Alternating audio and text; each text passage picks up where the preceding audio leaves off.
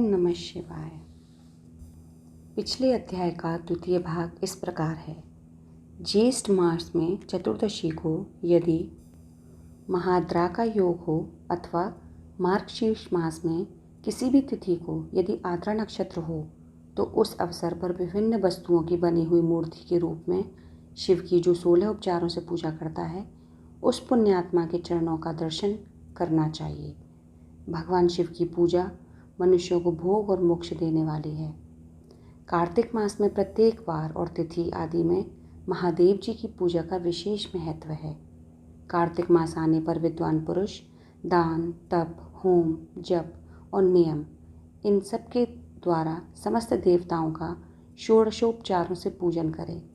उस पूजन में देव प्रतिमा, ब्राह्मण तथा मंत्रों का उपयोग आवश्यक है। ब्राह्मणों को भोजन कराने से भी वह पूजन कर्म संपन्न होता है। पूजक को चाहिए कि वह कामनाओं को त्याग कर पीड़ा रहित हो देव आराधन में तत्पर रहे। कार्तिक मास में देवताओं का यजन पूजन समस्त भोगों को देने वाला, व्याधियों को हर लेने वाला, भूतों और ग्रहों का विनाश करने वाला है। कार्तिक मास के रविवार को भगवान सूर्य की पूजा करने और तेल तथा सूती वस्त्र देने से मनुष्यों के कोढ़ आदि रोगों का नाश होता है। हर्र, काली मिर्च, वस्त्र और खीरा आदि का दान और ब्राह्मणों की प्रतिष्ठा करने से क्षय के रोग का नाश होता है। दीप और सरसों के दान से मिर्गी का रोग मिट जाता है। कृत्तिका नक्षत्र से युक्त सोमवारों को किया हुआ शिव जी का पूजन मनुष्यों के महान दारिद्र्य को मिटाने वाला और संपूर्ण संपत्तियों को देने वाला है। घर की आवश्यक सामग्रियों के साथ ग्रह और क्षेत्र आदि का दान करने से भी उक्त फल की प्राप्ति होती है। कृत्तिका युक्त मंगलवारों को श्री स्कंद का पूजन करने से तथा दीपक एवं घंटा आदि का दान देने से मनुष्य को शीघ्र ही वाक् सिद्धि प्राप्त हो जाती है। उनके मुंह से निकली हुई हर एक बात सत्य होती है।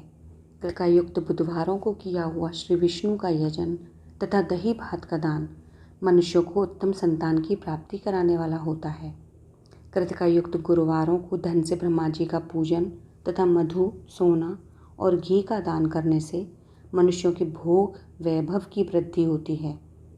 कृत्तिका युक्त शुक्रवारों को गजानन गणेश जी की पूजा करने से तथा गंध, पुष्प एवं अन्न का दान देने से मानवों के भोग्य पदार्थों की वृद्धि होती है। उस दिन सोना, चांदी आदि का दान करने से बंध्या को भी उत्तम पुत्र की प्राप्ति होती है।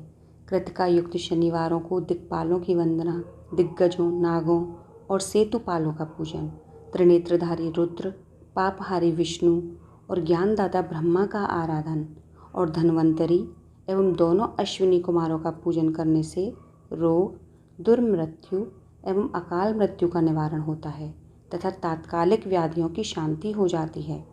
नमक, लोहा, तेल और उड़द आदि का त्रिकटु, फल, गंध और जल आदि का तथा घृत आदि द्रव पदार्थों का और सुवर्ण, मोती आदि कठोर वस्तुओं का भी दान देने से स्वर्गलोक की प्राप्ति होती है।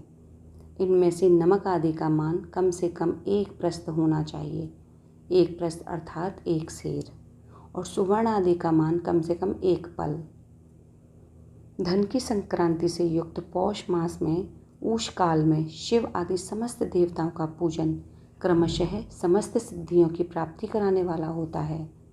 इस पूजन में अघानी के चावल से तैयार किए गए हविष्य का नैवेद्य उत्तम बताया जाता है।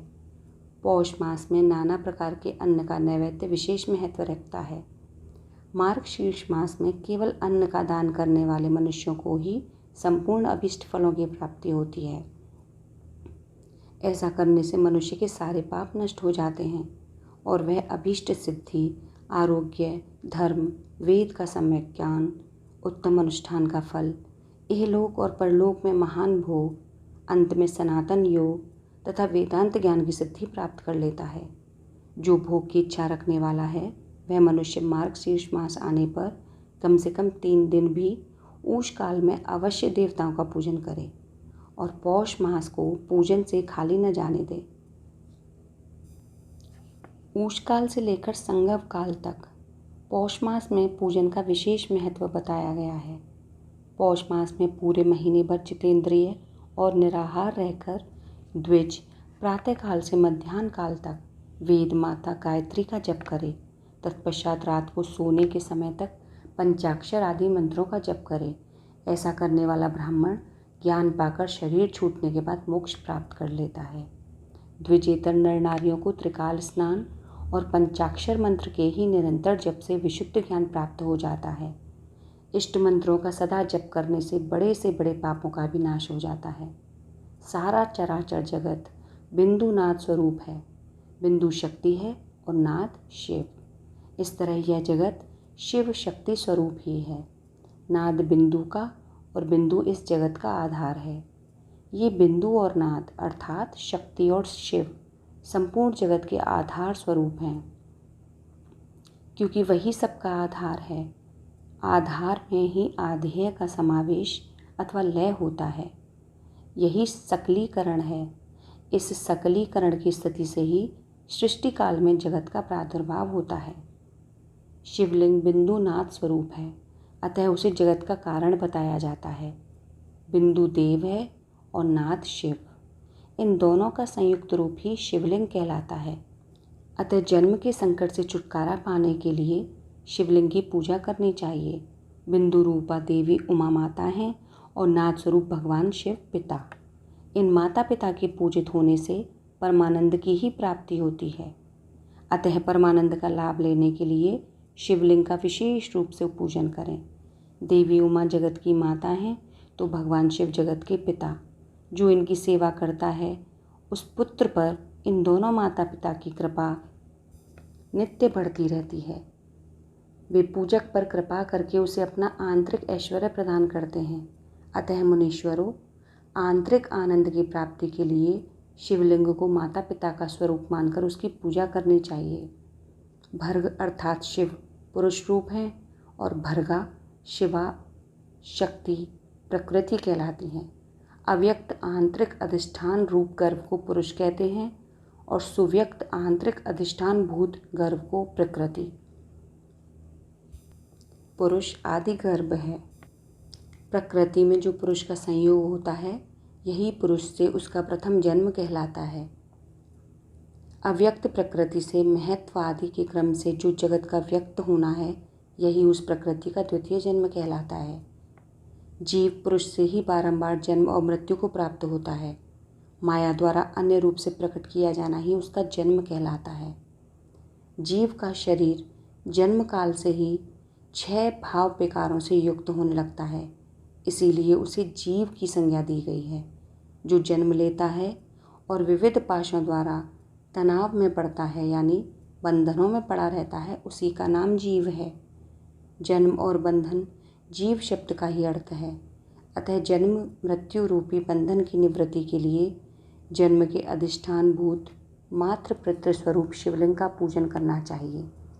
गाय का दूध, गाय का दही और गाय का घी, इन तीनों को पूजन के लिए शहद और शक्कर के साथ पृथक पृथक भी रखें और इन सबको मिलाकर सम्मिलित रूप से पंचामृत भी तैयार कर लें। फिर गाय के दूध और अन्न के मैल से नैवेद्य तैयार करके प्रणव मंत्र के उच्चारण पूर्वक उसे भगवान शिव को अर्पित करें।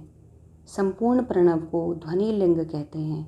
स्वयंभू लिंग नाद स्वरूप होने के कारण नाद लिंग कहा गया है। यंत्र या अर्घा बिंदु स्वरूप होने के कारण बिंदु लिंग के रूप में विख्यात हैं। उसमें अचल रूप से प्रतिष्ठित जो शिवलिंग हैं वह मकार स्वरूप हैं, इसलिए मकार लिंग कहलाते हैं। सवारी निकालने आदि के लिए जो चरलिंग होता है वह उकार स्वरूप होने के कारण उकार लिंग कहा गया है तथा पूजा की दीक्षा देने वाले जो गुरु या आचार्य हैं उनका विग्रह आकार का प्रतीक होने से आकार लिंग माना गया है। इस प्रकार आकार, उकार, मकार, बिंदु, नाद और ध्वनि के रूप में लिंग के 6 भेद हैं। इन 6 लिंगों की नित्य पूजा करने से साधक जीवन मुक्त हो जाता है, इसमें संशय नहीं है। ओम नमः शिवाय।